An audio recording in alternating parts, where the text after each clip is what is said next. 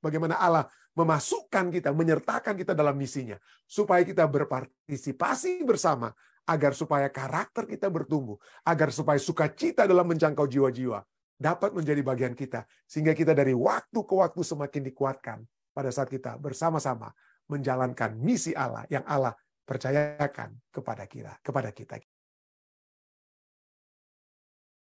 Pelajaran kita kemudian katakan, memenangkan jiwa-jiwa itu berat. Terlalu berat bagi manusia untuk melakukannya sendiri.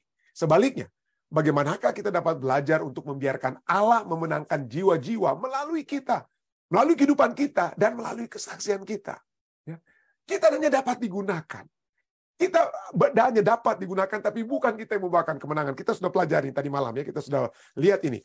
Dalam 2 Korintus 10 ayat 4, karena senjata kami dalam perjuangan bukanlah senjata duniawi, melainkan senjata yang diperlengkapi dengan kuasa Allah, yang sanggup untuk meruntuhkan benteng-benteng.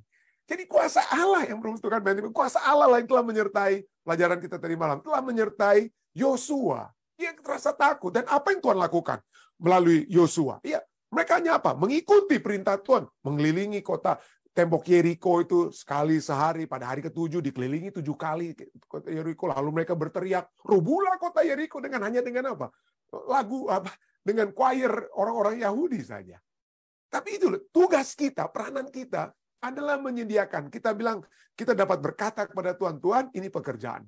Tuhan ini kelihatannya mustahil, dan setelah kita masuk mungkin kelihatannya berat, tapi ini pekerjaanmu Tuhan. Dan kalau itu doa kita, maka Tuhan yang akan menyelesaikan. Ya, it is impossible, it is difficult, but finally it is done. Ya, dan ini yang kita lihat. Kita hanya dapat kita lakukan adalah menurut.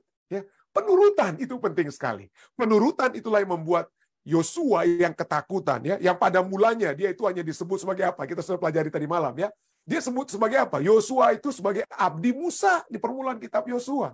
Yosua 1 ayat 1 sampai 2, dia hanyalah abdi Musa, hamba daripada Musa. Tapi pada saat dia menurut dan diberikan kemenangan demi kemenangan, dikuatkan oleh Tuhan. Apa yang terjadi dengan Yosua? Bukan lagi dia menjadi hamba Musa. Yosua 24-29 katakan, dan sesudah peristiwa-peristiwa itu, matilah Yosua bin Nun, hamba Tuhan itu, ketika berumur 110 tahun. Kita lihat ada orang yang memiliki ketakutan yang dapat dimengerti, seperti Yosua. Tetapi Yunus bukan memiliki ketakutan. Dia tidak takut dalam arti, tapi dia memiliki pandangan yang salah tentang Allah. Ya. Pandangan yang salah yang mungkin harus dibenarkan. Kita lihat bagaimana. Kita lihat pelajaran kita, bagaimana Yunus lari dari hadapan Tuhan. Ya, dari hadapan Tuhan. Mari kita lihat, Yunus 1 ayat 1-3 katakan, datanglah firman Tuhan pada Yunus bin Amitai. Yunus anak daripada Amitai. Demikian, bangunlah, pergilah ke Niniwe, kota yang besar. Dari zaman dahulu sampai sekarang, kota besar itu juga besar kejahatannya, saudara. Kota yang besar itu juga besar kejahatan. Itulah sebabnya kita lebih bagus kalau di tempat-tempat yang lebih lebih sunyi, mungkin itu lebih nggak masalah gitu. Itulah sebabnya mungkin sekolah-sekolah Advent itu pada mulanya itu dibuat supaya jauh dari kota. Kenapa? Karena kejahatannya juga besar dalam kota-kota yang besar, ya. Bangunlah, pergilah ke Niniwe, kota yang besar itu. Berserulah terhadap mereka karena kejahatannya telah sampai kepadaku. Waduh, ya. Artinya kesabaran Allah itu butuh panjang sabar, tapi Allah sudah melihat tidak ada lagi kalau tidak diberikan amaran, ya, maka tidak ada jalan lain selain kebinasaan, ya. Tapi apa reaksi Yunus? Ayat 3. Tapi Yunus bersiap untuk melarikan diri ke Tarsis, jauh dari hadapan Tuhan. Seakan-akan Tuhan itu bukan Allah yang maha hadir, ya, Allah yang omnipoten. Allah yang omnipoten artinya Allah yang maha hadir, omnipresence. Allah yang omnipresence adalah Allah yang maha hadir di mana saja dia bisa hadir. Dia juga omnipoten, maha kuasa. Omniscient, dia maha tahu. Tapi juga salah satu karakteristik Allah adalah omnipresent. Dia ada di mana saja. Tapi inilah pandangan daripada Yunus. Kenapa dia lari? Ya. Dia pikir Tuhan itu hanya ada bagi orang umat Tuhan saja. Nah, ini satu pemahaman yang salah, nanti kita akan lihat, ya. Jadi dia hanya pikir bahwa keberadaan Tuhan hanya berada di antara umat-umatnya saja. Jadi kalau dia bisa lari jauh-jauh dari tempat di mana umat-umat Tuhan berada, dia berlari dari Tuhan. Ya. Tapi itulah pandangan yang sempit tentang Tuhan. Tuhan hanya hadir bagi kita, Tuhan hanya hadir bagi bagi satu bangsa tertentu atau satu organisasi tertentu. Tidak. Tuhan kita itu untuk semua, dengan kata lain ya. Tuhan kita untuk semua umat manusia yang untuk dibawa kepada satu persekutuan melalui ada satu umat yang telah dipercayakan. Bukan berarti Tuhan tidak memerlukan umat pilihan. Ada umat pilihan. Bangsa Israel kan umat pilihan. Mereka umat pilihan, tapi mereka dipilih untuk apa? Abraham itu dipilih untuk apa? Betul, dia dipilih, dia dikhususkan, dikuduskan untuk menjadi saluran berkat. Tapi bukan berarti Allah itu hanya ada di keturunan Abraham saja, tapi itulah pemahaman daripada Yunus ya. Jadi ia ingin jauh, ia ingin lari jauh dari hadapan Tuhan. Ia pergi ke Yafo. Yafo itu adalah Java sekarang ya. Old Java itu adalah kota Tel Aviv sekarang. Kalau Anda pergi ke Tel Aviv, ada pelabuhan yang mana itulah menghadap ke Mediterranean Sea, dan itu bisa langsung Anda bisa ke tempat di mana-mana yang dapat pergi dari kota Tel Aviv atau Yafo ya. Jadi ia pergi ke Yafo dan mendapat di sana sebuah kapal yang akan berangkat ke Tarsis. Ia membayar biaya perjalanannya lalu naik kapal itu untuk berlayar bersama-sama dengan mereka ke Tarsis. Jauh dari hadapan Tuhan, 2 kali. 2 kali disebutkan jauh dari hadapan Tuhan, jauh dari hadapan Tuhan. Seakan-akan Tuhan itu hanya ada di satu tempat dan dapat dihindari pada saat dia pergi jauh. Seberapa jauh dia perginya? Anda bisa pelajari pelajaran hari Sabtu sore ya. Sabtu sore. Dia dari Joppa. Joppa itu di Timur Tengah. Ini yang di bawah ini benua Afrika, yaitu Saudi Arabia, itu Israel. Joppa itu di Israel situ ya. Lalu di atasnya itu kita bisa lihat ada Turki dan Italia di sini. Lalu Tarsis itu di mana? Kalau Anda lihat itu sudah benua Eropa. Tarsis itu adalah di Spanyol, saudara. Itu Spanyol, itu Tarsis. Itu jarak dari Joppa itu kurang lebih 2.500 mile. 2.500 mile. Sedangkan kalau dia disuruh untuk ke Nineveh, Nineveh itu hanya di sebelah utara dari Irak ya. Nineveh itu hanya 550 mile. Jadi dia mau lari jauh-jauh berlipat-lipat untuk lari jauh daripada apa? Jauh daripada Tuhan. Jadi dia mau jadi bukan lagi jadi disuruh untuk jadi misionari, dia maunya jadi mission lari ya, lari dari mission dengan kata lain ya. Dan ini kita lihat beberapa hal yang unik ya. Beberapa unik yang dapat kita lihat dari Yunus ini. Yang ada beberapa keunikan Nabi Yunus. Yang pertama kita lihat ya, keunikannya satu-satunya Nabi yang tercatat lari dari Tuhan. Dengan kata lain dialah prodigal prophet atau Nabi yang terhilang. Kalau perjanjian baru ada anak yang terhilang, maka perjanjian lama ada Nabi yang terhilang. Nabi yang terhilang itu si Yunus, saudara ya. Kenapa? Dia lari dari misi dan menggambarkan umat Israel yang eksklusif. Dia hanya mau keselamatan itu datang hanya bagi umat Israel. Ya. Hanya umat Israel yang menjadi fokus Tuhan. Hanya Tuhan sajalah yang ada di Israel. Hanya Tuhan saja. Nggak ada itu Tuhan untuk orang-orang lain dan lain sebagainya. Yang lainnya mati-matilah mereka. Ya. Tapi Tuhan itu hanya ada di Israel. Itulah sebabnya dia mau lari jauh-jauh dari Israel. Lari jauh-jauh dari Israel karena dia pikir, wah Tuhan itu nggak ada di tempat lain. Tuhan tidak ada di tempat lain. Tapi bukan begitu Tuhan kita bekerja. Itulah kesalahpahaman. Ya. Bahwa kenapa orang tidak mau kadang-kadang menginjil? Udahlah percuma, pendeta percuma. Itu orang-orang itu udah apa ya? Orang-orang di luar itu udah memang udah bejat, pendeta. Udahlah, nggak usah kita, daripada kita mau mendekati mereka, cari metode-metode mendekati orang-orang dunia. Bisa-bisa kita yang ketarik sama mereka, pendeta, lebih baik kita menghindar dari mereka. Kita buat kelompoknya eksklusif, kita saja. Ya, orang bilang torang Jo, gitu ya. Kita dengan kita saja, supaya kita tidak terpengaruhi. Pusing-pusing dengan mereka. Biar kita kuatkan, hanya kuatkan dulu, kita kuatkan saja kerohanian kita di dalam dan lain sebagainya. Itu fokus yang hanya seperti siapa? Seperti Yunus. Lalu apalagi keunikan daripada Yunus? Dialah satu-satunya nabi yang lebih dikenal sifat dan karakternya. Marah-marah dia sama Tuhan kan ya. Dan apa yang dia buat? Dia lari dari Tuhan. Dia masuk ke dalam apa? Sering kita dengar kata Yunus. Wah, apa yang kita dengar? Oh, Yunus ditelan oleh ikan paus dan lain sebagainya. Ikan yang gimana itu dan lain sebagainya. Jadi fokusnya itu apanya apa?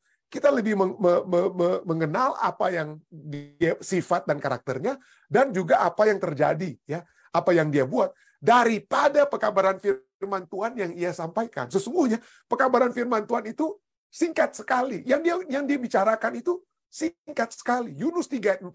Pada saat setelah dia diselamatkan, ya, keluar dari perut ikan, Mulailah Yunus masuk ke dalam kota itu, sehari perjalanan jauhnya, lalu ia berseru apa? 40 hari lagi, maka Niniwe akan ditunggang balikan. Titik, dia ngomong itu aja. Dia tidak bilang apa-apa lagi. Bayangkan, raja kota Niniwe itu lebih banyak berkhotbah tentang bagaimana kita harus berbalik kepada Tuhan. Lebih panjang khotbah dari Raja Niniwe, supaya umat-umat yang sudah mulai bertobat, lalu kemudian raja juga ikut bertobat, supaya raja itu kemudian apa? Memberikan pekabaran itu. Jadi kota yang bejat, kota yang jahat, tetapi kemudian dapat menerima bisikan Roh Kudus dan berbalik, rajanya itu lebih banyak berkhotbah daripada Yunus. Khotbah Yunus itu cuma ini, 40 hari lagi. In 40 days Nineveh will be destroyed. Ya, bahasa Inggrisnya singkat sekali, sangat-sangat singkat. 40 hari lagi Nineveh akan ditunggang balikan. Jadi ini lihat, kontras sekali ya. Unik sekali raja Nabi Yunus ini. Dan keunikan yang ketiga kita lihat adalah apa? Satu-satunya nabi yang tidak dicatat kalau ia bertobat. Hanya diakhiri dengan Tuhan yang menegur dia, tidak dibilang. Ya, kenapa? Mungkin pertanyaan kita, kenapa? Kenapa Tuhan tidak mencatat atau kitab Yunus? Ada yang katakan kitab Yunus itu message-nya itu, pekabarannya itu dituliskan oleh disampaikan oleh Yunus, tetapi kan di dalam kitab Yunus itu ditulis seakan-akan dia itu orang ketiga, ada seorang nabi Yunus bin Amittai, nabi ini kisini. Jadi mungkin yang menuliskan mungkin bukan Yunus, ada yang katakan demikian ya. Yang mungkin nulis bukan Yunus. Tapi dengan kata lain kalau kita lihat akhir kitab Yunus, kitab pasal yang keempat itu diakhiri dengan teguran Tuhan kepada Yunus. Tapi tidak ada dikatakan lalu bertobatlah Yunus, nggak ada ya, nggak ada. Kenapa? Mungkin ada banyak yang bertanya. Mungkin saya boleh memberikan satu pemikiran mungkin ya. Kenapa?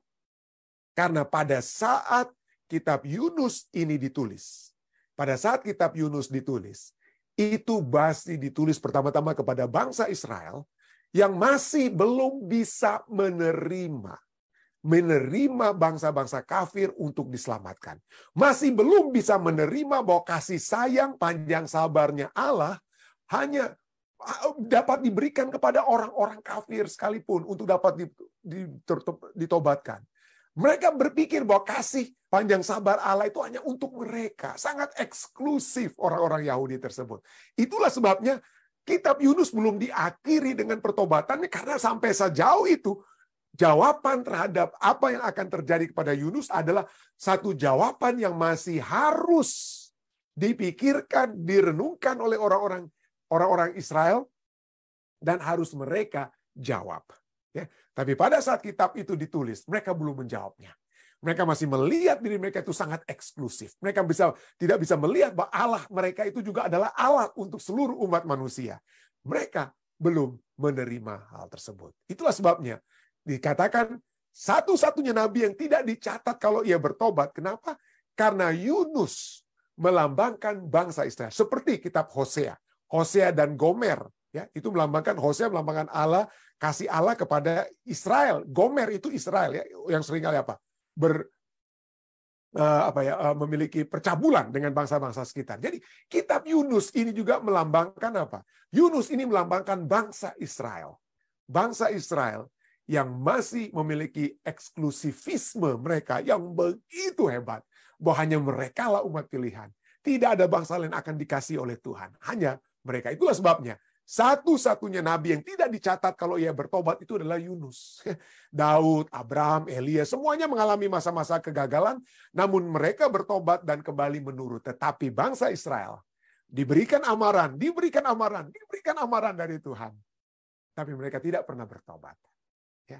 Bangsa Israel yang Yunus itu tidak pernah bertobat. Kenapa? Karena sampai pada saat mereka sekalipun mereka menyalibkan Yesus di kayu salib sekalipun, mereka tidak bertobat hingga saat ini. Ya, mereka masih menantikan juru selamat. Ya, bangsa agama Yahudi masih menantikan juru selamat. Jadi itulah sebabnya kitab Yunus itu tidak ada pertobatannya. Tapi inilah ya uniknya, satu-satunya nabi. Karena itu melambangkan bangsa Israel yang tidak pernah bertobat. Ya, satu-satunya nabi yang dicatat kalau ia bertobat. Sayang sekali ya, sangat sayang. Tapi begitulah, mari kita lihat kasih Allah yang disalahpahami oleh Yunus. Ya, seringkali kita pikir demikian juga, udahlah, jangan kita jangkau orang dunia dan lain sebagainya. Coba kita lihat. Begitu banyak kontras yang menarik dari kitab Yunus. Yang pertama, Kapten kapal dari bahasa asli itu dapat dikatakan berdoa, ya berdoa. Kapten kapal dan orang-orang itu padahal mereka itu orang-orang kafir. Tetapi Yunus tertidur. Yunus tertidur, ya. Yunus 1 ayat 5. Awak kapal menjadi takut, masing-masing berteriak kepada Allahnya. Dan mereka membuang ke dalam laut segala muatan kapal itu untuk meringankannya. Tetapi Yunus telah turun ke dalam ruangan kapal yang paling bawah dan berbaring di situ lalu tertidur dengan nyenyak. Aduh. Dia tertidur dengan nyenyak. Ya. Ada perbedaan antara Yesus yang tertidur di kapal dengan Yunus yang tertidur di mana? Tertidur di apa ya? Di kapal juga ya, seperti Yesus yang tertidur. Tapi Yesus tidur dalam iman, ini tidur di dalam apa ya? Tidur dalam melari daripada keyakinan atau imannya. Tapi itulah ya, kapten kapal berdoa, Yunus tertidur. Itulah sebabnya kita lihat inilah siapa yang orang kafir di sini dengan kata lain ya. Berikutnya. Orang Niniwe datang kepada Tuhan, datang bertobat kepada Tuhan. Yunus lari dari Tuhan. Yunus lari dari Tuhan ya. Ketika Allah Yunus 3:5. Ketika Allah melihat perbuatan mereka, orang Niniwe yang kemudian bertobat ya, yakni bagaimana mereka berbalik dari tingkah laku yang jahat, maka menyesal Allah. Kata menyesal ini bukan Allah itu tidak tahu sebelumnya atau apa, itu bahasa manusia ya, anthropomorphism, kita pernah pelajari ini ya.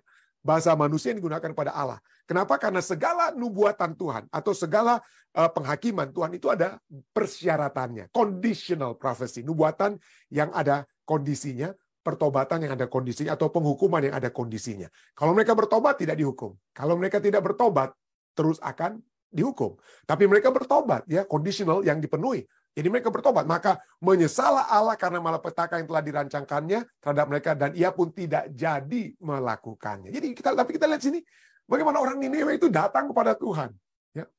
Satu khotbah yang singkat dari Yunus, tapi mereka semua berbalik kepada Tuhan. Mereka berbalik kepada Tuhan lalu, tapi Yunus yang lari dari Tuhan, ya, Yunus yang lari dari Tuhan. Sayang sekali. Nah, kenapa mereka bertobat? Nanti kita lihat ya. Nah, kita akan terus pelajari dari kitab Yunus. Tapi salah satu ada ahli-ahli Alkitab katakan Yunus itu sebenarnya sudah nabi yang cukup terkenal. Namanya itu sangat terkenal di Israel, ya. Namanya terkenal di Israel, dan orang-orang Niniwe ini kenal, mungkin mengenal Yunus. Jadi mereka hormat, dengan mereka hormat kepada abdi Allah ini. Dia abdi Allah ini dihormati oleh orang. Jadi mereka pikir, ini pembawa kabar, orang terkenal. Maka ini betul-betul suara dari Tuhan. Suara dari Tuhan. Tapi sayang sekali, orang yang diagung-agungkan oleh orang berdosa, si Yunus, ternyata justru dia apa? Lemah imannya. Lari dari Tuhan. Ya. Lalu berikutnya. Poin ketiga. Perbedaan yang kontras ya. Kapten kapal dan Raja Niniwe tunduk kepada kehendak Allah dan tidak mendikte, memaksakan apa yang harus Allah buat. Ya, mereka tidak paksa. Sedangkan Yunus menolak menerima kehendak Tuhan dan mau paksa. Tuhan, hanguskan mereka. Hanguskan mereka. Yunus merasa bahwa dialah yang akan memerintahkan. Fokus kepada apa? Pekerjaan misi itu ada dalam dirinya. Dialah yang seakan-akan menentukan kesuksesan pekerjaannya atau ketidaksuksesan itu dari apa kehendaknya, apa yang dia maui. Tapi coba kita lihat, beda sekali dengan orang kapten kapal dan Raja Niniwe yang tunduk pada kehendak Allah dan tidak mendikte, tidak memaksakan tindakan Allah apa. Coba kita lihat, kapten kapal dalam Yunus 1 ayat 6.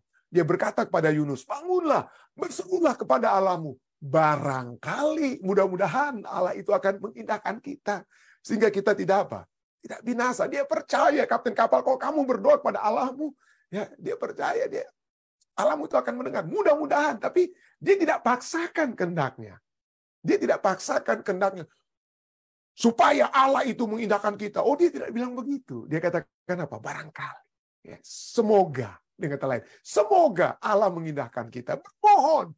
Merasa kecil. Merasa kecil. Ya. Demikian juga dengan Raja Niniwe. Yunus 3 ayat 8-9 katakan apa? Haruslah masing-masing berbalik dari tingkah laku yang jahat. Dikatakan pada penduduknya. Masing-masing berbalik dari tingkah laku yang jahat, dari kekerasan yang dilakukannya. Siapa tahu? Waduh. Ya, coba kita lihat, mereka tunduk, mereka merasa kecil, mereka berada di bawah Allah. Mereka merasa berada di bawah Allah dan tidak mau mendikte apa yang Allah lakukan. Berserah apa saja lakukan. Aduh, kami sudah bersalah dengan lainnya. Siapa tahu? Mungkin siapa tahu? Mungkin Allah akan berbalik dan menyesal serta berpaling dari murkanya yang bernyala-nyala itu sehingga kita tidak binasa. Bayangkan, kapten kapal, Raja Nineve, dengan apa? Artinya tunduk dengan kerendahan itu, tidak mau mendikte tindakan Allah. Tapi Yunus memaksakan. Apa dia? Yunus, dalam Yunus 4 ayat 1. Tetapi hal itu, pada saat Allah tidak membinasakan orang Nineve, mengesalkan hati Yunus. Lalu marahlah apa? Marahlah ia. Marahlah ia. Kenapa dia harus marah? Karena sekali lagi, seperti bangsa Israel. Seperti bangsa Israel, Yunus memiliki satu pemahaman bahwa Allah yang kasih panjang sabar itu hanya untuk mereka. Dan dia berdoa atau memiliki satu filsafat bahwa jangan bangsa yang jahat ini, bangsa yang mungkin telah membinasakan anggota keluarga daripada Yunus sendiri, jangan mereka diselamatkan. Ada keinginan kalau bisa penghukuman Tuhan. Dibalaskanlah kiranya rasa sakit hati mereka terhadap bangsa Asyur ini dengan ibu kotanya Nineve tersebut. Itu keinginan mereka. Tidak memiliki keinginan mengasihi umat manusia seperti Allah yang mengasihi seluruh umat manusia. Ya. Tapi itulah pemahaman yang salah. Itulah yang kita lihat dikatakan oleh Yunus ya. Yunus 4 dan ayat 2 katakan, dan berdoalah ia kepada Tuhan katanya, ya Tuhan. Karena pada saat dia marah, karena dia marah kenapa Tuhan tidak binasakan Nineve, dia merasa gagal. Saya gagal. Kenapa saya maunya itu mereka itu binasa? Mereka tidak binasa itu, berarti saya gagal. Ya. Berdoalah ia kepada Tuhan katanya, ya Tuhan, bukankah telah kukatakan itu ketika aku masih di negeriku? Itulah sebabnya maka aku dahulu melarikan diri ke Tarsis, sebab aku tahu bahwa Engkaulah Allah yang pengasih dan penyayang dan panjang sabar dan berlimpah kasih setia. Dia mungkin sudah memiliki pemikiran yang sedikit berbeda dengan orang Israel lainnya, tapi dia tetap berharap jangan sampai kasih Allah yang penyayang, kasih Allah yang panjang sabar ini juga berlaku kepada orang-orang yang dia benci. Dengan kata lain, dia sudah baca tentang Allah yang pengasih panjang sabar, dan ya Keluaran 34 ayat 6 bicara kepada Musa, berbicara kepada bangsa Israel ya, Tuhan Allah penyayang dan pengasih, panjang sabar, berlimpah kasihnya dan apa? Setianya. Demikian juga dalam kitab Bilangan itu semua kan kitab-kitab ini, kitab Keluaran, kitab Bilangan itu adalah kitab yang juga dibaca oleh Yunus. Dia tahu itu semua Allah itu panjang kasih penyayang, tapi dia selalu mau mengatur bahwa panjangnya kasih Allah, besarnya kasih Allah dan panjang sabarnya Allah itu hanya untuk mereka, hanya untuk bangsa Israel. Dalam Bilangan 14 dan 18 juga dikatakan, Tuhan itu berpanjangan sabar dan kasih setianya berlimpah-limpah. Ia mengampuni kesalahan dan pelanggaran, tetapi sekali-kali tidak membebaskan orang-orang yang bersalah dari hukuman. Jadi pada saat dia mendengarkan perintah Tuhan, pergi ke Nineve, ya beritakan, tapi dia bilang, jangan sampai kalau mereka bertobat. Ya, kalau mereka bertobat, Allah bisa apa? Bisa selamatkan mereka, dan dia tidak mau itu terjadi. Dia tidak mau itu terjadi. Di dalam pandangan Yunus, orang-orang Israel sajalah yang menerima kasih Allah. Orang-orang Israel sajalah yang panjang sabar. Keselamatan itu adalah satu hal yang apa? Yang berfokus kepada diri kita sendiri. Kelompok kita sendiri. Jangan kita bergaul dengan orang luar. Jangan sampai keduniawian mereka itu menyentuh kehidupan kita. Kalau Anda pergi ke tempat-tempat di mana Hasidic Jewish, ya, orang-orang seperti kalau Anda pergi ke Wailing Wall, tembok ratapan di Yerusalem, Anda akan dapati ini ada tempat-tempat untuk cucian. Tapi yang anehnya, kita orang-orang yang mungkin bukan Yahudi, kita bisa saja langsung langsung cuci tangan itu, kalau kita mau cuci tangan atau cuci tangan itu dari keluar faucet, yang keluar air itu langsung saja kita bisa cuci tangan situ. Tapi kalau Anda masuk ke toilet mereka, Anda akan dapati kok ada ini ada ini cup ini tempat-tempat air begitu. Padahal kita bisa langsung cuci tangan ya.